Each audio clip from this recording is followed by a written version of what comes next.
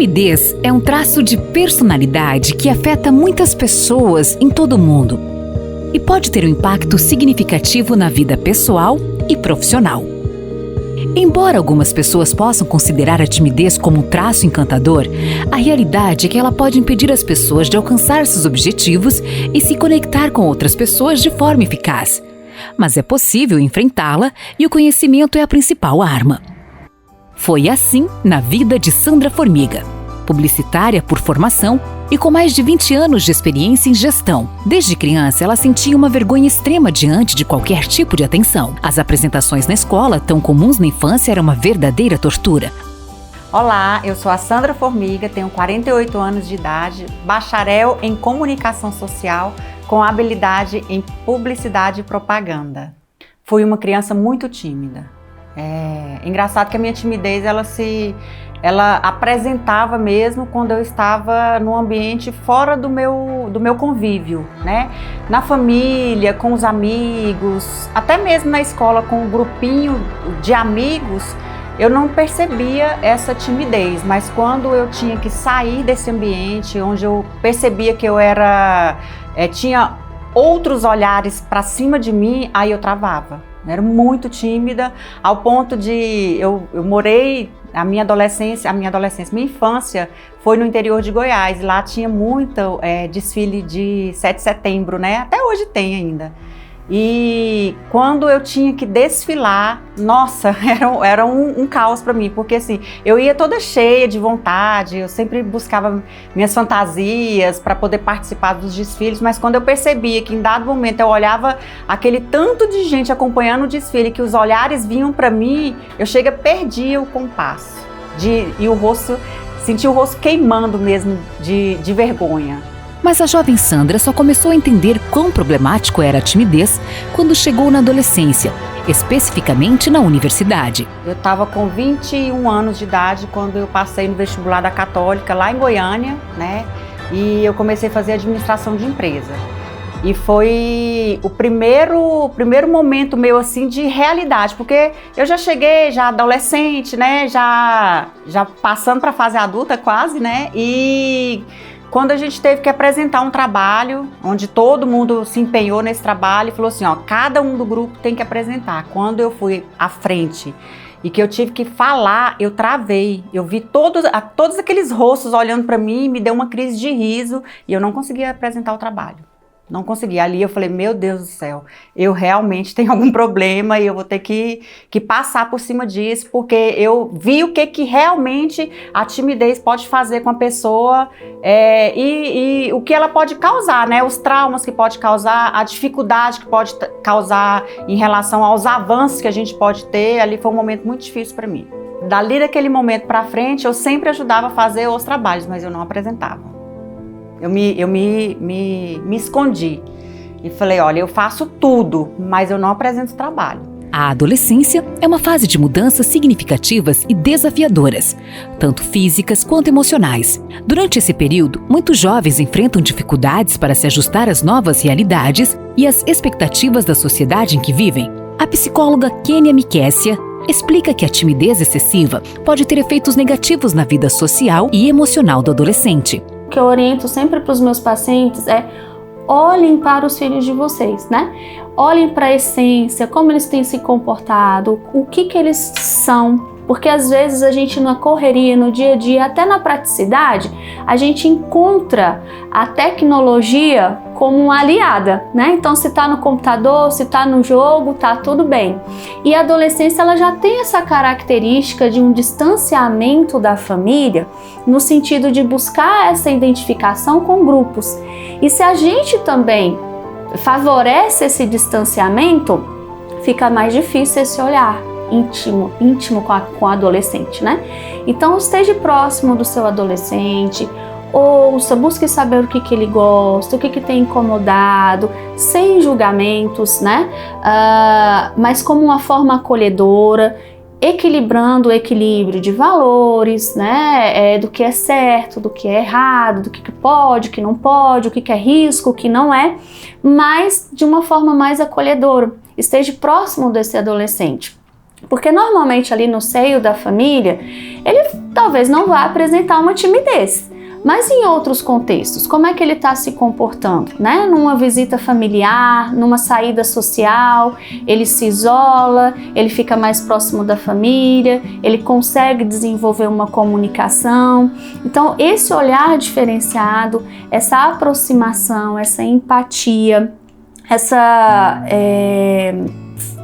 iniciação mesmo do diálogo, né? Essa oportunidade do diálogo com o adolescente, sem o julgamento, sem vir com uma crítica ou com uma exigência muito forte, mas entendendo como é o desenvolvimento dele, é o melhor passo, né?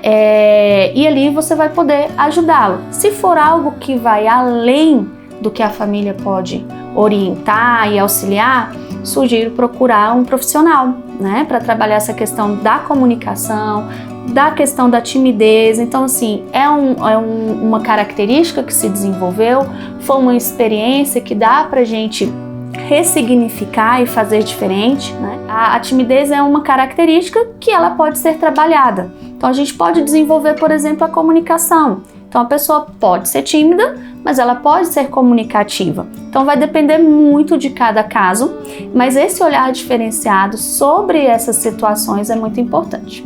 É importante que os pais e cuidadores apoiem os adolescentes na construção de habilidades sociais e na promoção da autoestima. Isso pode incluir a participação em atividades extracurriculares, a busca de terapia comportamental ou a prática de técnicas de relaxamento. É também importante encorajar a comunicação aberta e honesta sobre problemas e preocupações para que os jovens possam desenvolver relacionamentos saudáveis e significativos. Casa, com os colegas, ela nunca deu demonstração assim, nunca falou para mim também que ela tinha essa timidez que ela diz que tem, né? Que tinha.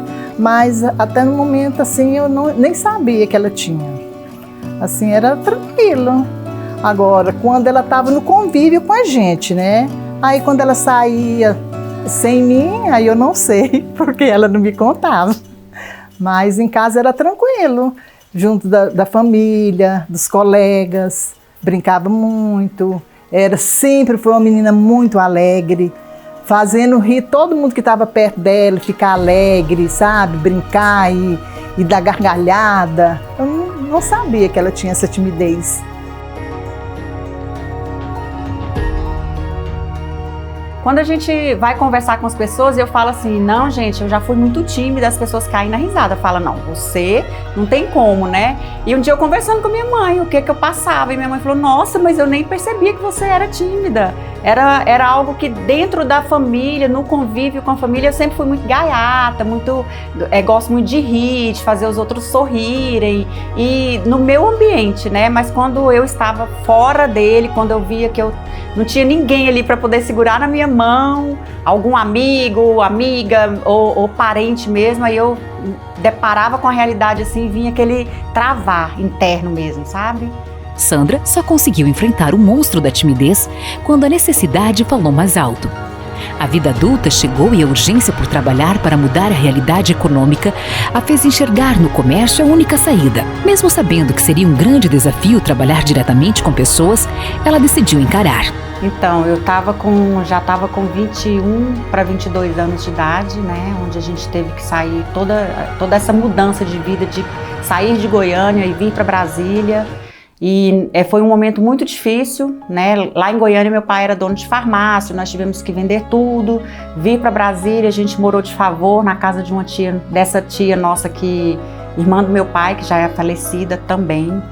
Ela cedeu um espaço na casa dela, a gente morava em 3 cômodos. E ali bateu o desespero, porque para quem vinha de uma realidade um pouco diferente, a vida nunca foi fácil, mas ela também nunca chegou numa fase tão difícil como foi essa época da minha vida. E eu confesso para você que quando eu ia dormir, por diversas vezes eu pedi a Deus para tirar minha vida. Uma pessoa que foi muito importante para mim nesse momento foi o meu irmão, o Alan.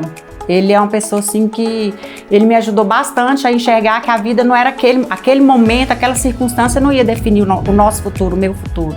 E ele falou, Sandra, não tem outro jeito da gente mudar a nossa vida, a não ser com trabalho, vamos ter que trabalhar. E eu vou fazer o quê? Aí falou assim, vamos trabalhar, espalha currículo, vamos pro comércio, a área comercial, vendas aqui é o que dá dinheiro e vamos entrar pra área de vendas. Eu falei, tá bom, vamos fazer. E eu espalhei currículo para tudo quanto foi lugar aqui em Brasília, né? Até que uma empresa me chamou para trabalhar e a primeira oportunidade que me deram foi de caixa. Aí eu já tinha tanto colocado na minha cabeça que eu tinha que ser vendedora que eu não queria mais caixa. Eu estava precisando. Mas eu falei, olha, eu quero entrar nessa empresa, mas eu não quero ser caixa, eu quero ser vendedora. Aí me chamou mais uma vez, aí era para vender um determinado segmento que eu não me identificava, até porque eu já tinha conversado com outras pessoas e via que aquilo ali não era muito, não vislumbrava muito ganho financeiro, né? Eu falei, não, eu quero ser vendedora de tal produto. Aí a pessoa do RH ficou encabulada comigo, mas você falou que precisava. Eu falei, sim, eu preciso, mas eu também preciso, na primeira oportunidade, galgar o cargo e subir meus degraus aqui dentro dessa empresa. Aí ela ficou encabulada, né? E quando surgiu a oportunidade para vender o produto que eu realmente vislumbrei dentro da empresa, ela me chamou e foi o momento realmente de virada de chave, né? Eu entrei, não conhecia nada de vendas, nada, tímida ainda, e quando eu entrei foi na época que começou, que privatizou a telefonia móvel, né? Então saiu de Telebrás para TCO, Telecentro-Oeste, e aí eu fui vender aparelho de telefone celular, nunca tinha pego no celular. Quando eu entrei na loja, a primeira vez eu falei, meu Deus do céu, só produto caro. Eu pensava, meu Deus, será que eu vou dar conta? Ter conhecimento de assunto é uma das ferramentas cruciais para conseguir perder a vergonha com atendimento ao público. Se você tem segurança do que está falando, provavelmente vai convencer seu interlocutor daquilo com muito mais facilidade. Pensando nisso, Sandra decidiu se aprofundar sobre o que iria se propor a vender. Eu precisava trabalhar, eu precisava de uma oportunidade, eu precisava de alguém que abrisse as portas para eu entrar e a oportunidade para eu crescer, né? E ali eu tive essa oportunidade. Não sabia vender, não conhecia dos produtos tecnológicos, e eu falei, meu Deus, como que eu vou fazer para eu aprender? E eu lembro que eu entrei numa loja de shopping e o horário lá, meu horário era das 14 às 22 horas. Todos os dias eu chegava na loja entre 8h30 e 9 horas junto com o gerente da loja e ia para dentro do depósito para ler manual de instrução dos produtos para que eu aprendesse a manuseá-los e assim eu pudesse vender. Então eu ficava até o horário de meio-dia dentro do depósito, lendo manual, aprendendo a mexer nos produtos. Meio-dia eu descia, almoçava e às 14 horas eu estava lá a postos para poder começar, às 13 horas aliás, eu estava a postos para poder começar a vender. E dentro do salão de vendas eu sempre me espelhei naquela vendedora que era... Para mim era o auge, era a pessoa que mais vendia e era a pessoa que mais atendia com naturalidade. E eu percebi que ela tinha um script de atendimento, a abordagem dela era um script. E eu já coloquei na minha cabeça, eu tenho que ter um script de abordagem, porque a abordagem é que faz o primeiro passo, né? É como você aborda o cliente que você consegue realmente sugar dele a necessidade de você conseguir vender. E assim eu fiz. Fui fazendo isso um dia, 2 dias, 2 meses, fazendo a mesma coisa. E nessa empresa, com 3 meses que eu estava lá, antes de 3 meses, na verdade, eu já fui indicada ao cargo de subgerente. E aí eu comecei a minha jornada. Inclusive, ela vê muito reflexo de si mesma e tenta passar esse conhecimento para o filho Felipe, hoje com 18 anos. Meu filho, desde 1 ano e pouquinho, 2 aninhos, eu já percebia que ele tinha uma certa dificuldade de interação, né? Que melhorou muito quando ele entrou na fase escolar, né? Quando ele começou a estudar.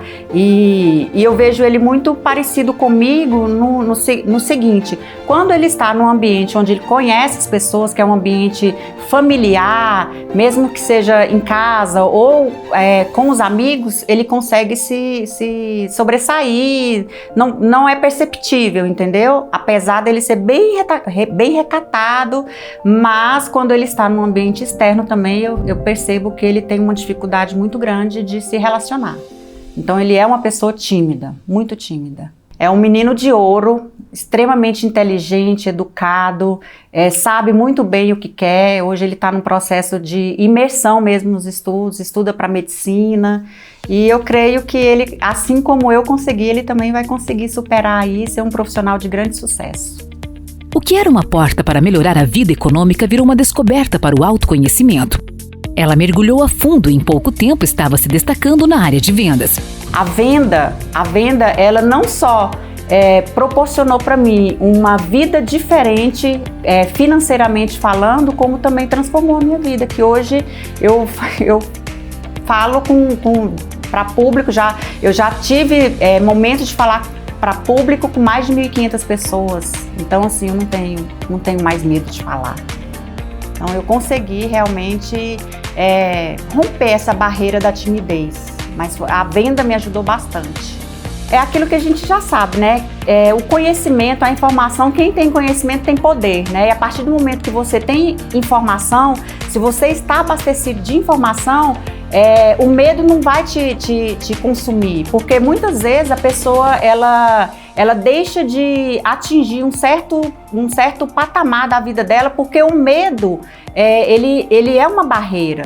E quando você domina o que você faz, você consegue disseminar esse medo, você consegue romper, entendeu? Então, assim, a informação, ela é essencial para que você consiga alçar novos voos, subir de patamar, independente de qual seja a área, de qual seja a sua dificuldade. Hoje, depois de mais de 23 anos de experiência na gestão de negócios, comércio e pessoas, e trabalhando à frente de tanta gente, Sandra diz se policiar para não cair nas armadilhas do mundo dos negócios, pois entende que cada um tem uma personalidade e age de uma forma diferente do que ela mesma agiu há anos atrás para superar os próprios medos. Já tem 23 anos que eu trabalho com gestão de pessoas, gestão de negócio de pessoas, né? E eu sempre falo que na arte de gerenciar, a parte mais difícil é gerenciar pessoas. Por quê? Porque nós lidamos com pessoas de personalidades diferentes, né? E eu só fui entender a necessidade de conhecer um pouco mais da personalidade das pessoas a partir do momento que eu me vi numa situação em que eu me lembro muito bem que eu tinha pessoas na minha equipe que eu já errei nesse quesito, que eu queria motivá-las todas da mesma forma. E eu comecei a entender que uma coisa que eu falava para motivar determinada pessoa, a mesma coisa que eu falava, que a pessoa saía desse feedback super motivado, empolgado, eu praticamente enterrava a outra pessoa. Eu falei, mas eu não falei nada de diferente, o que será que aconteceu? Foi quando eu levei para os meus gestores dentro dessa empresa que eu trabalhei, e eles, juntamente com o RH, eles entenderam a necessidade de que a gente tinha que conhecer um pouco mais sobre a personalidade. Então, nós fomos fazer um curso de Enneagrama, que é um estudo de personalidades, né? E a partir do momento que eu fiz esse curso, eu entendi que as pessoas, elas precisam ser tratadas de forma diferente.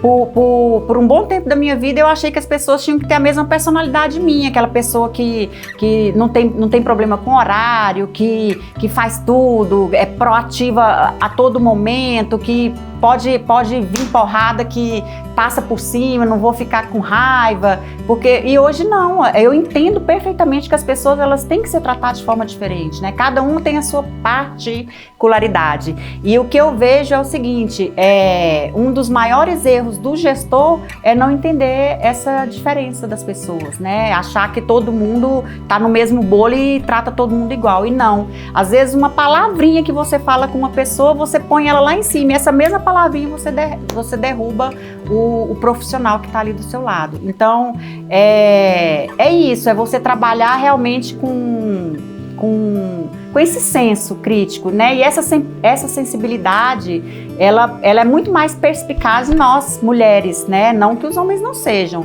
mas a mulher ela é mais detalhista, ela consegue perceber mais os detalhes. E a partir do momento que eu entendi isso, eu pude ver uma grande diferença na Sandra do passado e na Sandra de hoje. Hoje, ela tenta influenciar não só a sua equipe, mas todos à sua volta.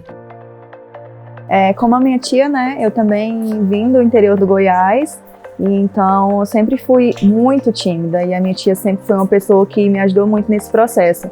Ela sempre me pegava e falava, Isabela, não é assim, você tem que treinar em casa antes de apresentar um trabalho, por exemplo, né? Então ela sempre foi uma pessoa muito incentivadora, sempre esteve ali no pé, e ela é bem rígida mesmo, né? Enquanto você não ensaia na frente dela e fica perfeito, ela não sossegue. Então ela é uma mulher assim que eu admiro muito, me espelho muito nela, na trajetória de vida dela, né, de superação, e ela sempre foi uma pessoa muito boa para todo mundo, abriu as portas da casa dela, né, para eu morar aqui, para estudar, sempre serei muito grata. E é isso, eu era muito tímida, então ainda estou passando por esse processo, né, de perder a timidez, de encarar as coisas, e a minha tia sempre foi uma pessoa muito fundamental nesse processo. Para a Sandra, a principal característica de um bom líder é, acima de tudo, ter ética profissional. Em qualquer ambiente de trabalho, o comportamento ético é fundamental para a construção de uma reputação sólida e para a manutenção da confiança e da credibilidade perante os clientes e a sociedade. Não tem como você falar em ser bem-sucedido e liderança se você não colocar como prato principal, como pré-requisito você ter ética. É ética e postura profissional. Porque eu acho que isso aí encabeça toda a lista. É claro que tem uma série de outras coisas. A ética, a conduta profissional, a sua proatividade, você estar do lado da equipe, você estar ali. Porque o bom líder é aquele que ele tem que ser espelho, né? Eu sempre falei, não tem como eu querer que você faça algo se eu como chefe, como líder, né? Não é nem chefe, se eu como líder não faço. Então tudo que você espera que uma equipe faça, você primeiro tem que ser o exemplo. Então, assim, quando você fala de ética, de conduta, proatividade, espírito de liderança, você está ali próximo com o seu liderado, enxergar as oportunidades, feedback, você tem que ser um líder que dá feedback real para o seu liderado. A pior coisa que tem é você chegar no pior momento de uma gestão, que é o desligar pessoas. Eu acho que é muito mais difícil desligar do que contratar, porque quando você desliga alguém da sua equipe, você tem que enxergar que não é só aquela pessoa. Por detrás daquela pessoa, da sua equipe, existe uma família, existem N situações. E para chegar nesse nível, para que você coloque a sua cabeça no travesseiro e durma tranquilo, você tem que ter certeza que você esgotou todas as possibilidades com aquela pessoa. Então você tem que ser participativo com a equipe que você lidera. A pessoa que trabalha com você tem que saber exatamente aonde ele quer chegar. Você tem que ter objetivos claros, metas bem definidas, porque para que você consiga fazer com que a pessoa pense exatamente o seu pensamento. A equipe ela tem que estar alinhada com o líder tem que estar alinhado com a equipe. Não é porque você é líder que você vai lá e tem que falar, eu tenho que fazer isso. Por que eu tenho que fazer isso? Porque eu tô mandando. Não, tem que fazer isso, porque se a gente fizer assim, assado, a gente vai conseguir chegar no objetivo que a gente precisa. O que Sandra não imaginava é que, já adulta, teria que enfrentar o maior desafio da sua vida. Em 2015, ela foi diagnosticada com um câncer no intestino, mas desistir não era uma opção. Mesmo debilitada, Sandra encontrou na fé e no apoio dos entes queridos a força para enfrentar a doença. A forma como eu fui diagnosticada foi algo grandioso da parte do Senhor, né? Eu sou uma pessoa que sou cristã evangélica, né? Até então, até chegar essa data, eu conhecia Deus, mas eu tinha para mim que Deus era bom, mas Ele estava lá no céu, olhando pela gente. E a partir do momento em que eu tive eu digo que foi um pré-diagnóstico, né? Porque eu fui primeiramente avisada sobre essa enfermidade através de uma oração que um pastor fez, e Deus revelou essa enfermidade, né? No momento da oração, eu me lembro direitinho que ele falava comigo que Deus estava mostrando uma enfermidade que viria para me ver definhando numa cama, mas que naquele momento Deus estendia as mãos sobre a minha vida e me dava o livramento. E o pastor, depois que ele orou, ele perguntou: você tem alguma enfermidade, filha? Eu falei: não. Tá sentindo alguma coisa? Não. Ele achou estranho e ele falou assim: olha, então investiga, porque Deus não mente. Eu falei: amém. Aí eu cheguei em casa, comentei com a minha mãe. Eu sempre falo muito da minha mãe, porque aqui em casa é eu, meu filho e minha mãe. Agora tem uma sobrinha que mora comigo. E aí a gente foi investigar. Eu fui pro médico, procurei um clínico geral e falei: não vou falar nada, vamos ver o que vai dar, né? Aquela pessoa que confia, mas que não tinha a fé tão aflorada como hoje eu tenho. E no momento ali de uma consulta com o médico, um clínico geral, eu só falei para ele que queria que ele pedisse exames para era início de ano, foi janeiro de 2015, né? Eu queria só fazer uma bateria de exames e tal. Mas aí ele, numa conversa ali, ele perguntou se eu tava perdendo peso, como é que eu tava. Eu falei, não, eu tô mais magra, sim, perdi peso. E ele, na conversa, ele já começou a investigar e perguntou se eu tinha histórico de câncer na família. Eu falei que sim, que meu avô materno havia falecido de câncer. Ele perguntou aonde, eu falei no intestino. Ele falou, olha, seu caso se assemelha a um câncer de intestino. Eu quase caí, eu falei, como assim, doutor? Eu tava indo mais vezes no banheiro, né? Ele me perguntou como era que era como funcionava o meu organismo, né? E aí, daquele momento, ele me encaminhou para um proctologista e realmente eu tive o diagnóstico de câncer, né? Fui diagnosticada, era um tumor de 10 centímetros em cólon sigmoide e já estava, quando a gente fez a biópsia, já estava na terceira fase, a quarta é a metástase, e foi um momento assim que, por isso que eu falo que foi um momento de virada de chave na minha vida, porque eu percebo, eu vejo claramente que foi um divisor de águas, e naquele momento eu pensava, meu Deus, eu não posso morrer, tem meu filho, tem a minha mãe, como que eu vou fazer? E bateu aquele desespero, foram 3 dias de desespero total, e muita oração. Aí a minha mãe entrou com toda a família em corrente de oração, propósito na madrugada, e eu me lembro que numa das madrugadas eu pedi a Deus, falei, Senhor, eu só descobri essa doença porque foi o Senhor que me falou, então o Senhor é comigo, o pastor falou para mim que o Senhor não mente, e se o Senhor prometeu que ia me dar o livramento, o Senhor vai me livrar, mas me ajuda a passar por essa fase, fala comigo mais uma vez, só para eu ter certeza que o Senhor está comigo. Isso em oração, na madrugada, de joelho no meu quarto. Quando foi 7 horas da manhã, eu acordei, eu sentei na cama. Sabe quando você fecha os olhos e vê uma imagem? Eu vi a imagem de Isaías 41:13. Porque eu, Senhor teu Deus, te tomo pela tua mão direita e te digo, não temas, eu te ajudo. Naquele momento eu tive mais do que a certeza de que Deus estava comigo. E daquele momento em diante, eu nunca mais duvidei da minha cura. E passei por todos os processos. Fiz a cirurgia, retirou 30 centímetros do meu intestino. Na cirurgia tirou 100% do tumor. Junto com o tumor tiraram mais 27 pólipos, dos quais um já era câncer também, pequenininho, mas já era. Ou seja, naquele momento, a enfermidade ela estava no ponto de avançar para dar metástase, né? E o tipo de câncer ele era de caráter invasivo, ou seja, daquele que invade mesmo os outros órgãos. Dali nasceu inclusive uma nova paixão, o remo.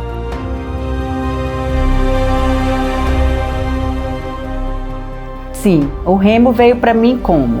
Na minha 5ª sessão de quimioterapia, a minha oncologista ela sempre falava, olha Sandra, a gente tem que ficar de olho nesse marcador seu aqui, se eu não me lembro mais qual que era que falava sobre a imunidade, né? Ela tinha que estar no mínimo com a taxa de 11. E aí na 4ª quimioterapia que eu fiz, quando eu levei os exames, já estava em 9. E ela falou assim, olha, eu vou aplicar essa quimioterapia, eu tomava a cada 15 dias, né? Mas se na próxima semana tiver baixa desse jeito, eu não vou poder te aplicar. Então a gente vai precisar de melhorar a sua imunidade. E o que eu precisava fazer? Eu precisava comer bem. Era algo que eu não conseguia durante esse tratamento, eu perdi totalmente o meu apetite, não comia arroz, feijão, carne. E ela falou, olha, seria bom você praticar algum esporte. E eu sou sedentária, né? E eu falei, doutora, mas eu não consigo. Ela falou assim, procura algo que você gosta. Aí eu fui procurar, né, o esporte, e aí eu vi o remo. Aí eu perguntei, doutora, e o remo, posso fazer? Ela falou assim, pode, só existe uma dificuldade para você, porque a quimioterapia que eu tomei, ela dava choque nas mãos quando eu tinha contato com água gelada, né? Então, água gelada e coisa de alumínio, eu não podia pegar. Então, até para eu escovar os dentes, eu tinha que aquecer a água para eu escovar os dentes, porque quando eu colocava na água fria, ela dava choque. Aí ela falou assim, você vai ter problema com o choque. Eu falei, o que é o choque para quem tá fazendo quimioterapia, né? O que é? E eu fui remar, eu fui fazer aula de remo na época. E foram 15 dias que os próximos 15 dias eu passei remando e tentando ao máximo comer, né? Embora eu comia muito pouco. E quando eu fui com o resultado dos exames, a minha taxa tinha ido lá para cima, eu estava longe de passar risco de ter que suspender uma sessão por conta da imunidade. Então ele me ajudou bastante. Eu fiz remo, eu parei na penúltima quimioterapia, porque aí eu já não tinha mais força, eu estava bem fraquinha mesmo. Então o remo para mim foi uma experiência magnífica. E era um momento também que eu me conectava com a natureza, né? Ali naquele Lago Paranoá, eu fazia sempre, ia de 3h30 em diante, que o sol já estava um pouquinho mais fresco, né? E via o pôr do sol, remando, foi muito bom, foi uma experiência assim magnífica. E eu falei que esse ano eu vou voltar a remar, mas eu não vou remar só para passar, não. Eu quero remar para entrar de cabeça também.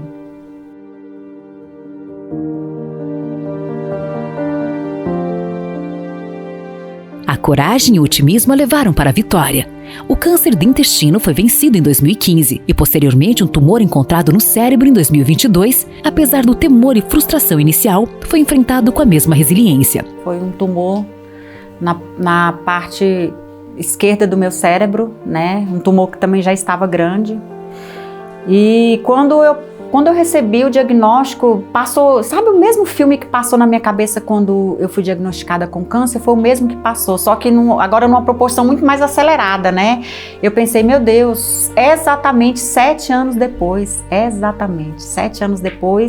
eu fui diagnosticada. Então eu tive muito medo, eu chorei e eu questionei a Deus. Falei, Senhor, mas por quê? E o meu desespero foi tremendo. Porque uma coisa é você ter um diagnóstico de um câncer no intestino, outra coisa é você ter um diagnóstico de um tumor na cabeça, porque envolve o cérebro, né? E aí eu já comecei a ficar pensando que eu pudesse talvez ficar com alguma sequela, e eu passei por muito medo, mas eu orei muito a Deus. E quando Deus abriu a porta do tratamento para mim, a forma como Deus se comunicou comigo, o jeito que foi feito, eu mais uma vez falei, Senhor, não tem como, eu vou mais uma vez ser curada assim. Fiz a cirurgia, foram 38 pontos na minha cabeça, o que raspou a minha cabeça, o cabelo já cresceu, tá tudo bom. O médico disse que eu ficaria entre 3 e 4 dias na UTI, mas com 17 horas de cirurgia eu recebi alta da UTI. Na verdade, com 3 dias eu já estava andando. E uma das coisas que eu tinha bastante medo era de ficar com alguma sequela, né? Mas graças a Deus, nada. E hoje eu estou aí, vivíssima, mais experiente, né? Mais uma experiência que Deus me proporcionou a ter com Ele.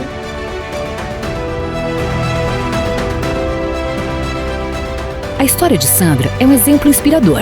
Ela conseguiu superar suas limitações e alcançar o sucesso profissional e hoje lidera pessoas para que alcancem seus objetivos, além de ter enfrentado a batalha pela vida como uma verdadeira guerreira. Sua história é um lembrete poderoso de que, independentemente de quaisquer obstáculos que enfrentamos, podemos sempre encontrar a força interior para superá-los. Se tem um conselho que eu posso dar aceite o processo que você está passando, mas não aceite que esse processo é o que determina. A circunstância do hoje não determina quem você é amanhã.